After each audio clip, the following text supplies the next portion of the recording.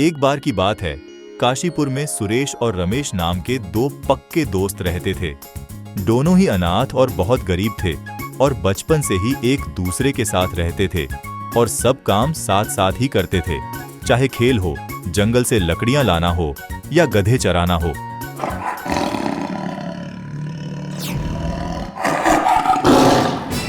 जल्दी से पेड़ पर चढ़ जाओ, लगता है शेर आ रहा है। सुरेश बहुत समझदार और संतोषी था, पर रमेश थोड़ा लालची था, जिसके कारण कई बार वो मुसीबत में फंस जाता था। पर सुरेश हमेशा रमेश को अपनी सूझबूझ से बचा लेता था। इसी तरह एक दिन दोनों जंगल में लकड़ी काटने गए थे। तभी अचानक उन्होंने घोड़ों की आवाज सुनी और जब उन्होंने उधर देखा तो देखा कि दो डाकू अपने घोड़े पर आ रहे हैं। ये देख दोनों डर गए। रमेश जल्दी से छुप जाओ, डाकू आ रहे हैं। डाकुओं को देखकर दोनों एक पेड़ के पीछे छुप गए और उन्हें देखने लगे। उन्होंने देखा कि दोनों डाकू एक झाड़ी के सामने आकर रुक गए और वहां रखे एक पत्थर को हटाया। पत्थर के हटते ही झाड़ियां हट गईं, जिसके पीछे एक गुफा थी। डाकुओं ने गुफा के बगल से एक पत्थर घुमाए और ऐसा करते ही गुफा खुल गई।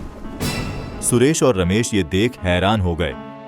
कुछ देर बाद दोनों डाकू गुफा से बाहर आए और गुफा को पहले की तरह झाड़ियों से छुपाकर चले गए। उनके जाने के बाद सुरेश और रमेश बाहर आए। जरूर इस गुफा में डाकुओं का लूटा हुआ खजाना होगा, चलो जाकर देखते हैं। नहीं नहीं, अगर डाकुओं को पता चल गया तो वो हमें छोड़ेंगे नहीं। कुछ नहीं होगा, मुझ पर भरोसा रखो, चलो मेरे साथ। सुरेश के मना करने पर भी रमेश उसको अपने साथ गुफा में ले गया और जैसे ही दोनों गुफा में घुसे, उन्होंने देखा कि गुफा के अंदर ढेर सारे हीरे जवाहरात, सोने के सिक्के और गहने रखे थे। दोनों ये देखकर हैरान हो गए। देखा, मैंने कहा था ना, अगर ये खजाना हमें मिल जाए तो हमारी गरीबी तुरंत दूर हो जाएगी। पर अगर डाकुओं को पता चल गया तो? कैसे पता चलेगा? यहाँ दूर दूर तक कोई नहीं है। जब तक डाकू वापस आएंगे हम यहाँ से खजाना लेकर जा चुके होंगे। नहीं, अगर हम सारा खजाना एक ही साथ ले जाएंगे तो वो कहीं से भी हमें खोज ही निकालेंगे। आखिर वो डाकू हैं। पर मेरे पास एक योजना है जिससे हमारी गरीबी भी दूर हो जाएगी और उन्हें पता भी नहीं चलेगा। हम रोज एक एक सोने का सिक्का यहाँ से ले जाएंगे। इससे उन्हें कभी पता नहीं चलेगा कि हमने यहाँ से कुछ चुराया है। पर उससे तो हमें अमीर बनने में काफी दिन लग जाएंगे। हाँ, पर कम से कम पकड़े तो नहीं जाएंगे। लालच बुरी बला होती है रमेश, ज्यादा लालच मत करो। सुरेश ने किसी तरह रमेश को समझाया और उस दिन के बाद वो रोज छुपकर गुफा के बाहर इंतजार करते और जैसे ही डाकू अपनी गुफा से बाहर जाते, दोनों अंदर जाकर एक एक सोने का सिक्का ले आते। कुछ दिनों तक यूं ही चलता रहा, लेकिन रमेश के मन में लालच आ गया। वो किसी भी तरह गुफा का सारा खजाना लेना चाहता था। इसलिए एक दिन उसने एक योजना बनाई और अगले दिन अपने गधे को लेकर गुफा से सिक्का लेने आया। रमेश, अपने गधे को साथ क्यों लाए हो? कहीं कुछ गड़बड़ हो गई तो? वो मेरे पैर में दर्द है, अगर चल नहीं पाऊंगा तो इस पर बैठ जाऊंगा, इसलिए ले आया। क्या? फिर तो ऐसी हालत में गुफा में जाना खतरे से खाली नहीं होगा। तुम्हारा पैर ठीक होने के बाद आएंगे। चलो वापस चलते हैं। नहीं, मेरा गधा किस दिन काम आएगा? ठीक है, चलो इंतजार करते हैं। दोनों दोस्त गुफा के बाहर छुपकर इंतजार करने लगे। थोड़ी देर बाद डाकू अपने घोड़ों पे बड़ी बड़ी बोरियों में लूट का सामान लेकर आए और गुफा के अंदर चले गए। लगता है आज इन्होंने कोई बड़ी लूट की है, ढेर सारा खजाना मिलेगा। उससे हमें क्या? हमें तो सिर्फ एक सिक्के से मतलब है। हाँ बिल्कुल। थोड़ी देर में डाकू लूट का सामान अंदर रखकर बाहर आए और वहां से चले गए। उनके जाते ही दोनों दोस्त गुफा के अंदर गए और सुरेश ने जल्दी से एक सिक्का उठा लिया। पर रमेश की योजना कुछ अलग थी।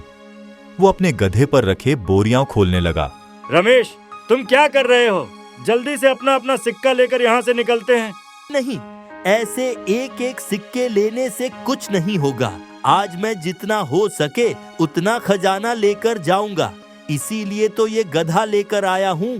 तुम भी जितना खजाना उठा सके उठा लो।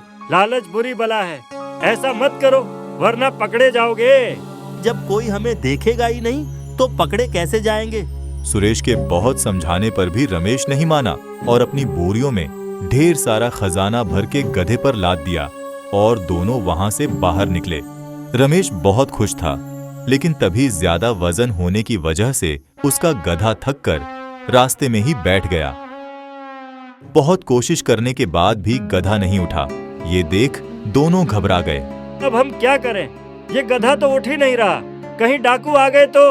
मैं कहता हूँ ये खजाना यहीं छोड़कर भाग जाते हैं, कम से कम जान तो बच जाएगी। मैं खजाना नहीं छोड़ूंगा। तू बहुत जिद्दी है। ठीक है, तुम यहीं रुको, मैं जल्दी से अपना गधा लेकर आता हूँ। सुरेश रमेश को वहीं छोड़कर अपना गधा लाने चला गया। तभी पीछे से डाकू अपनी गुफा में आ गए और खजाने की चोरी देख गुस्से से आग बबूला हो गए। तभी उनकी नजर गधे के पैरों के निशान में पड़े। जरूर चोर उधर ही गया होगा, उसका पीछा करते हैं। डाकू पैरों के निशान का पीछा करते हुए रमेश तक पहुंच गए और उसके पास खजाना देखकर उसे बंदी बना दिया। तुम्हारी इतनी हिम्मत कि तुम हमारा खजाना चुराओ? मुझे माफ कर दो, गलती हो गई। गलती की कोई माफी नहीं है। अब तुम जिंदगी भर हमारे कैद में रहोगे। ले चलो इसे। डाकू रमेश को अपने साथ ले गए और गुफा के अंदर बांध दिया। उसे वहां छोड़कर वो गुफा बंद करके वहां से चले गए। रमेश मदद के लिए चिल्लाता रहा, पर उसकी आवाज सुनने के लिए वहां कोई नहीं था। उसे सुरेश की बात ना मानने का पछतावा हो रहा था। सुरेश की बात ना मानकर बहुत बड़ी गलती कर दी मैंने और अपने लालच के कारण आज इतनी मुसीबत में फंस गया। इधर जब सुरेश वापस आया तो रमेश को वहां न पाकर समझ गया कि जरूर वो डाकुओं के हाथ लग गया। लगता है मेरे दोस्त को डाकू ले गए, पर मेरे रहते उसे कुछ नहीं हो सकता। सुरेश ने अपने दोस्त को बचाने की ठान ली और अगले दिन गुफा के बाहर डाकुओं के जाने का इंतजार करने लगा। और जैसे ही वो गुफा से बाहर गए, वो तुरंत गुफा के अंदर गया और रमेश को खोलकर आजाद कर दिया। दोनों अपनी जान बचाकर वहां से भागे। मुझे माफ कर दो दोस्त, अब मैं समझ गया हूँ कि लालच बुरी बला होती है। अगर मैं पहले ही तुम्हारी बात मान लेता तो आज ऐसी मुसीबत नहीं आती। कोई बात नहीं, मुझे खुशी है कि अब तुम ये बात समझ चुके हो। और अब मुझे कोई सिक्के नहीं चाहिए। जान से ज्यादा कीमती कुछ भी नहीं होता। सही कहा।